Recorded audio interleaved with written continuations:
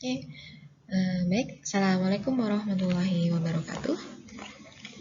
Pada kesempatan hari ini, saya akan menjelaskan materi biokimia untuk pertemuan kedua tentang karbohidrat. Yang pertama, struktur karbohidrat.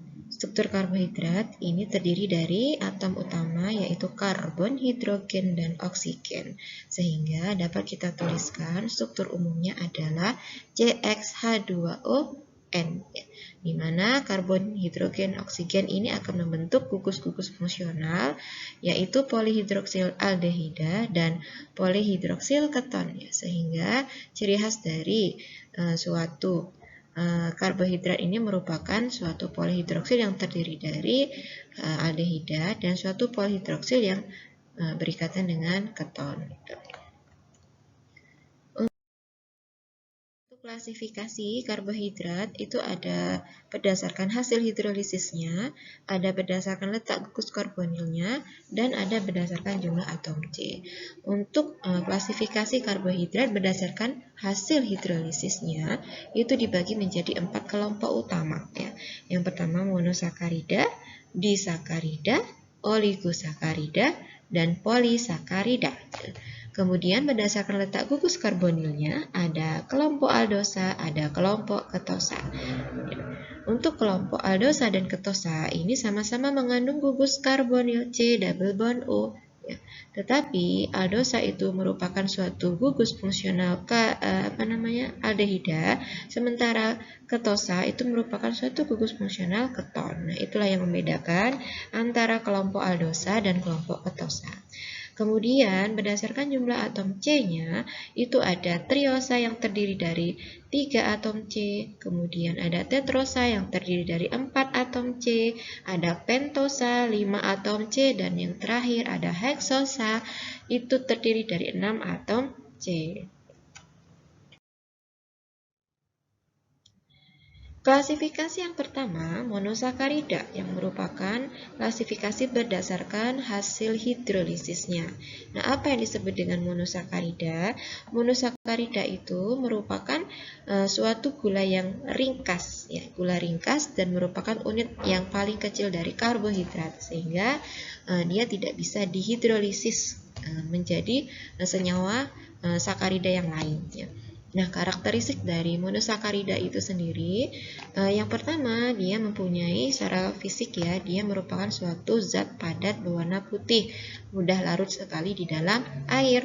Kemudian larutannya itu bersifat optis aktif. Apa itu optis aktif? Optis aktif itu merupakan senyawa yang mempunyai 4 gugus fungsional yang berbeda, sehingga kalau kita ukur dengan suatu alat yang namanya polarimeter itu dia bisa mengubah perputarannya ke kanan dan ke kiri, jadi bisa mengubah suatu sudut optis aktif.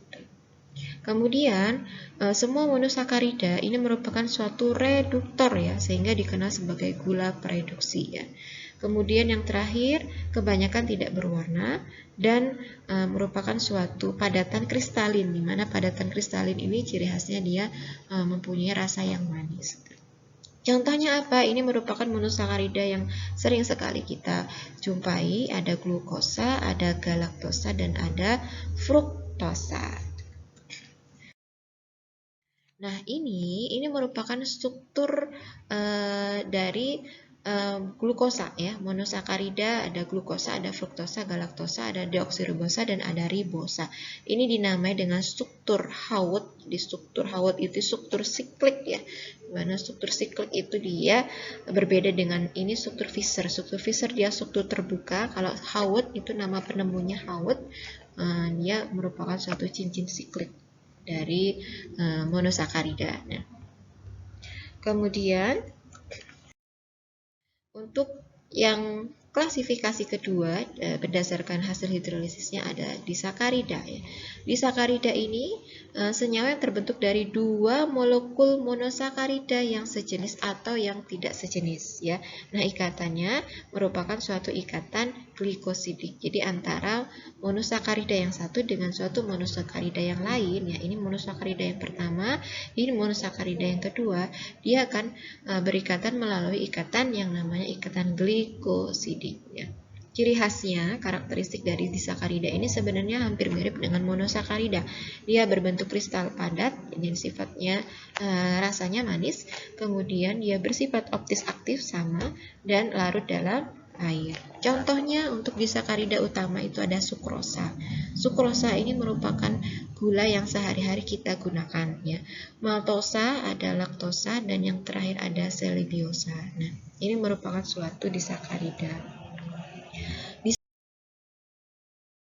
Disakarida yang pertama sukrosa. Sukrosa ini disusun oleh struktur glukosa dan fruktosa. Jadi glukosa ketemu fruktosa itu menghasilkan sukrosa, ya. Nah, ini strukturnya. Kemudian ikatan antara glukosa dan fruktosa itu merupakan ikatan glikosida yang terbentuk antara karbon nomor 1 pada glukosa dan nomor 2 pada fruktosa, ya, sehingga sering disebut ikatannya itu ikatan 1,2, ya. Nah, ini merupakan C nomor 1 dari glukosa dan ini adalah C nomor 2 dari fruktosa, ya. Disakarida yang kedua itu laktosa. Nah, laktosa ini merupakan gula susu. Jadi memang banyak terkandung di dalam susu sapi, ya, susu hewan, susu kambing itu banyak mengandung banyak mengandung karbohidrat jenis laktosa. Nah, kemudian laktosa ini jika dihidrolisis dia akan menghasilkan monosakarida yang namanya galaktosa dan glukosa, atau bisa dikatakan penyusun utama, ya, dari disakarida ini merupakan monosakarida dari galaktosa dan glukosa, ya. Ini adalah galaktosa dan ini adalah glukosa. Strukturnya hampir mirip, ya. Nah, ikatannya sama, ikatan glikosida, tetapi nomor C-nya antara nomor 1 pada galaktosa dan nomor 4 pada glukosa. Seperti itu. Kemudian untuk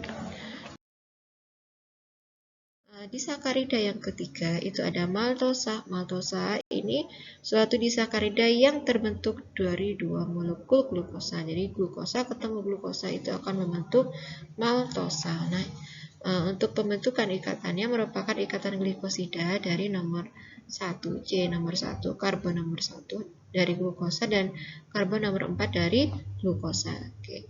Yang ini dia ada di nomor 1. Nah, yang ini dia ada di nomor 4. Hitungannya dari mana? Dari sini, ya. Ini 1, 2, ya, ini 3, ini 4 gitu. Sementara yang glukosa ini berada di posisi nomor 1. Oke, selanjutnya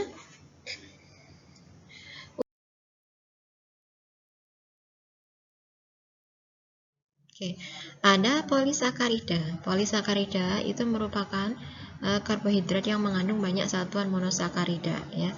Karakteristik utamanya suatu polisakarida itu sukar sekali larut dalam air, ya. Jadi ketika kita mau melarutkan suatu amilum misalnya, itu membutuhkan bantuan panas, ya, membutuhkan bantuan pengaduk gitu, untuk bisa melarutkan amilum dengan sempurna, gitu, ya. Yang kedua itu berwarna putih dan tidak berbentuk kristal. Jadi berbeda dengan struktur monosakarida dan disakarida. Untuk polisakarida itu dia memang berwarna putih tapi bukan suatu bentuk yang kristal, ya, dan tidak berasa manis. Kemudian berat molekulnya ini besar, ya, karena merupakan suatu polimer dan strukturnya sangat kompleks, ya. Contohnya apa? Ada amilum, glikogen, selulosa, kitin, dan heparin, dan mungkin masih banyak lain tentang polisakarida.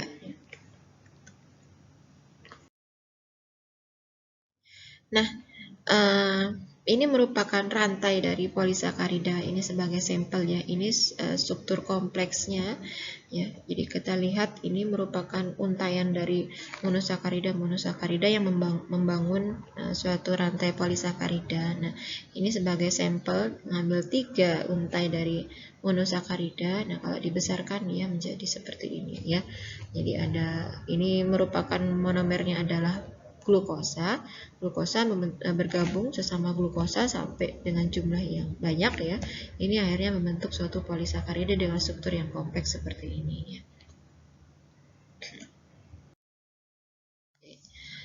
Peran dan fungsi karbohidrat ya. Memang karbohidrat ini merupakan salah satu makromolekul utama yang menyusun makhluk hidup ya. Di samping ada makromolekul yang lain seperti protein dan lipid ya.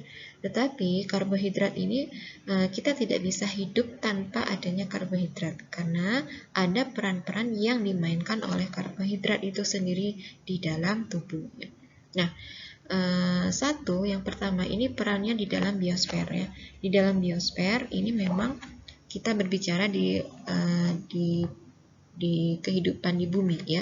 Ada peristiwa fotosintesis ya. Fotosintesis ini memang terjadi di dalam tumbuhan ya. Nah, peristiwa fotosintesis ini sangat penting bagi tumbuhan karena itu menjadi salah satu sumber makanan utama bagi tumbuhan untuk tumbuhan itu sendiri bertumbuh ya. Nah, tumbuhan itu sendiri itu merupakan sumber makanan bagi seluruh kehidupan yang ada di bumi. Kemudian peran yang kedua, karbohidrat ini berperan sebagai bahan bakar dan nutrisi ya. Ketika kita berbicara tentang bahan bakar dan nutrisi, maka di dalam tubuh itu kita membutuhkan suatu energi ya, suatu nutrisi energi yang dibutuhkan oleh tubuh untuk beraktivitas. Tanpa adanya energi, itu kita tidak bisa melakukan aktivitas apapun ya. Nah, inilah yang disebut sebagai kebutuhan kita terhadap karbohidrat. Apa? Yaitu glukosa ya. Glukosa itu akan dibakar oleh tubuh ya. Jadi ketika kita makan karbohidratnya, misalnya makan nasi lah, makan nasi atau yang lain yang mengandung karbohidrat. Nah, karbohidrat itu akan diubah menjadi glukosa, di mana glukosa ini nanti akan diubah menjadi energi di dalam tubuh dan itu digunakan untuk beraktivitas. Kemudian yang ketiga sebagai cadangan energi. Nah, untuk glukosa yang tidak dibakar itu akan disimpan dalam bentuk cadangan energi ya.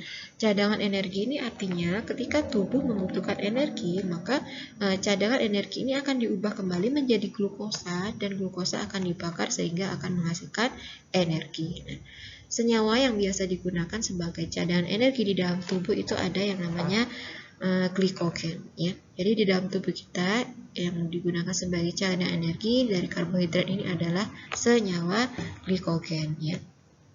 Yang keempat itu sebagai materi pembangun. Pembangun apa? Yaitu pembangun sel ya, penyusun dinding sel. Contohnya selulosa. Selulosa ini penyusun dinding sel pada tumbuhan ya. Ya seperti serat-serat yang memang menyusun dinding sel pada tumbuhan. Kitin itu yang menyusun dinding sel pada hewan-hewan seperti udang ya, kerang, kepiting, telur. Nah, itu mengandung kitin yang sangat tinggi ya. Kemudian glikoprotein dan glikolipid ini penyusun dinding sel pada sel manusia ya.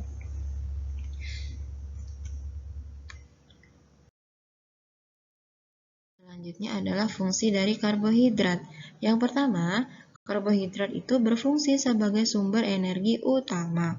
Jadi selain makromolekul, lipid, dan protein, sumber energi utama di dalam tubuh itu berasal dari karbohidrat. Karbohidrat di dalam tubuh itu akan dibakar menghasilkan energi yang disebut dengan senyawa adenosin trifosfat atau ATP. Dalam 1 gram karbohidrat itu bisa menghasilkan 4,1 kalori.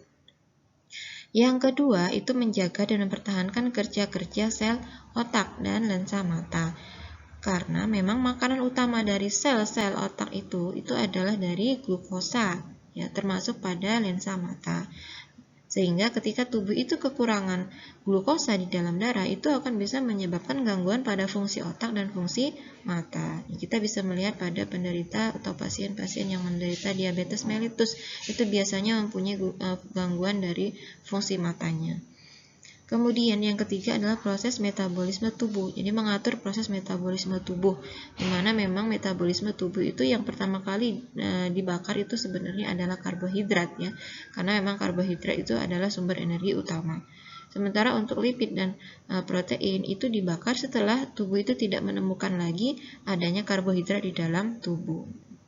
Kemudian yang keempat itu menjaga keseimbangan asam dan basa. Di dalam tubuh itu ada keseimbangan asam dan basa yang berasal dari atau yang dijaga oleh yang namanya larutan buffer di dalam tubuh. Itu berasal dari ion karbonat dan ion bikarbonat. Fungsi dari buffer itu adalah menjaga agar pH tubuh itu tidak berubah secara drastis ketika tubuh itu terpapar oleh senyawa-senyawa yang sifatnya asam kuat atau basa kuat. Ya. Kenapa? Karena jika sampai pH tubuh itu terlalu asam atau terlalu basa, itu tentu saja akan mempengaruhi kerja-kerja dari enzim, hormon, dan protein-protein di dalam tubuh, yang mana dengan adanya gangguan pH tentu saja fungsinya juga akan terganggu, karena biasanya hormon, enzim, protein itu tidak stabil ketika terjadi perubahan pH yang drastis. Kemudian adalah membentuk struktur sel, membentuk struktur jaringan dan organ tubuh. Apa? Salah satunya adalah dengan membentuk dinding sel, ya. Dinding sel tumbuhan, dinding sel pada manusia itu dibentuk oleh protein bergabung dengan lipid dan karbohidrat. Jadi ada fungsi karbohidrat di sana dalam membentuk struktur sel, termasuk dalam menyusun menjadi salah satu komponen penyusun di dalam DNA dan RNA, yaitu ada dari karbohidrat ribosa. Kemudian membantu penyerapan kalsium, ya, yaitu terdapat pada jenis laktosa, ya, yaitu yang mengandung susu dari hewani, ya. Di sana selain mengandung karbohidrat jenis laktosa, itu juga akan membantu penyerapan kalsium yang terkandung dalam susu tersebut sehingga bisa diserap dengan baik di dalam tubuh. Kemudian melindungi protein agar tidak terbakar. Kenapa? Karena fungsi protein itu sebenarnya bukan menghasilkan energi utama untuk tubuh, ya. Fungsi protein itu adalah untuk membangun sel, sebagai pembangun sel, regenerasi sel itu ada dalam protein. Nah, jika protein itu sampai terbakar di dalam tubuh, artinya fungsi pembangun sel itu tidak berfungsi dengan baik, sehingga mungkin sel-sel akan mengalami kerusakan atau tidak terrecovery dengan baik ketika sel itu mengalami kerusakan sel, ya. Nah, ketika tubuh itu tidak menemukan lagi karbohidrat, maka memang yang dibakar kemudian adalah protein. Itulah pentingnya karbohidrat, ya. Kemudian membantu metabolisme lemak dan protein, mencegah terjadinya ketosis dan pemecahan protein yang berlebihan. Nah, apa yang disebut dengan ketosis? Ketosis di sini adalah peristiwa di mana tubuh itu mengandung senyawa keton itu secara berlebihan. Itu kenapa? Karena di dalam tubuh terjadi metabolisme lemak atau pembakaran dari lemak. Karena hasil dari metabolisme lemak itu salah satunya adalah senyawa keton. Ketika terjadi pembakaran dari lemak, itu akan menghasilkan keton. Nah, ketika keton itu berlebihan di dalam tubuh, itu akan menyebabkan peristiwa ketosis, ya.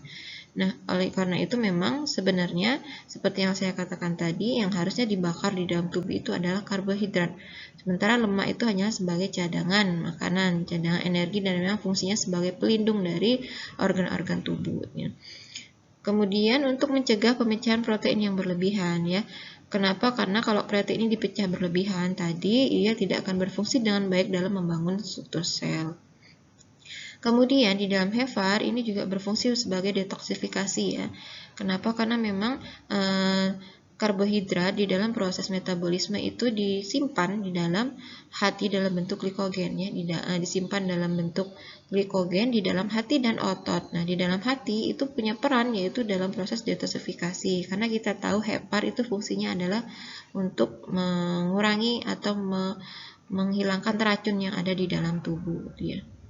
Kemudian untuk beberapa golongan karbohidrat yang lain, ya, itu misalnya seperti selulosa, pektin, lignin, itu yang memang tidak dapat dicerna di dalam tubuh, ya, itu bisa diperankan dalam menjaga kesehatan dari organ pencernaan, karena dia bisa berperan sebagai dietary fiber, ya, atau sebagai serat, ya. Nah, ini yang memang rekomendasi untuk kesehatan dari manusia itu sendiri, bahwa memang kita harus banyak mengkonsumsi dari tanaman atau tumbuhan yang mengandung selulosa atau salah satu polisakarida dari yang terkandung dalam tanaman, itu adanya selulosa tumbuhan, ya, sehingga konsumsi sayur, buah-buahan itu sangat bermanfaat untuk menjaga kesehatan pencernaan.